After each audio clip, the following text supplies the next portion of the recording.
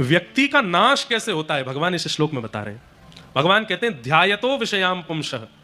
अर्जुन, व्यक्ति जब विषय का चिंतन करता है, विषय भोगता नहीं है, केवल सोचता है, कमरे में पड़े पड़े बिस्तर पर लेटे लेटे किसी विषय भोग का चिंतन करता है, वहीं से ही उसका नाश होना शुरू होता है।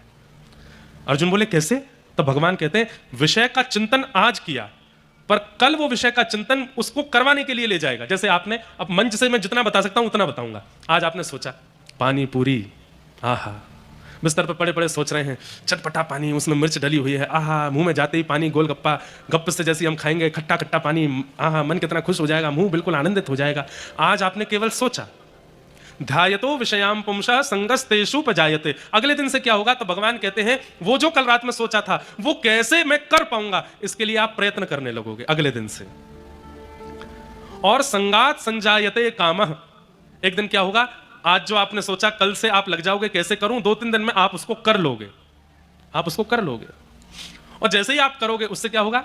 आपके चित्त में और कामनाएं प्रकट होने लगेंगी।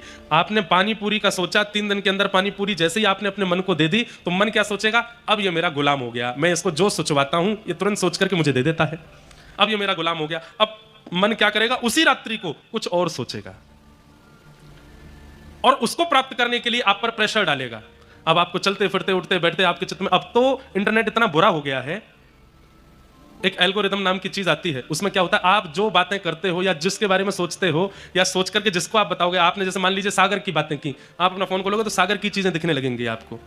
सागर में ये मंदिर है, सागर में ऐसा तालाब है, सागर की रोड ऐसी है, सागर में कथा हो रही है, सागर में ये हो रहा है। ये अब फोनों में ये नियम शुरू हो गया है, गूगल आपकी बातें सुनता है। आपने टिकिया के बारे में सोचा, पानी पूरी के बारे में किसी से कह दिया पानी पूरी, तो आपका फोन पानी पूरी दिखाने लगेगा आपको। होता है ना कईयों के साथ, वो एल्गोरिदम ऐसा हो गया है फोन का। तो अब क्या होगा? संगात संजायते कामः। आपने जो सोचा 3 दिन में आप उसको कर लोगे। एक बार करने के बाद अब मन कुछ और सोचवाने लगेगा। अब फिर जो आप सोचोगे आपका मन आप पे प्रेशर डालेगा, ये भी मुझे करना है, ये भी मुझे करना है, ये करवा मुझसे।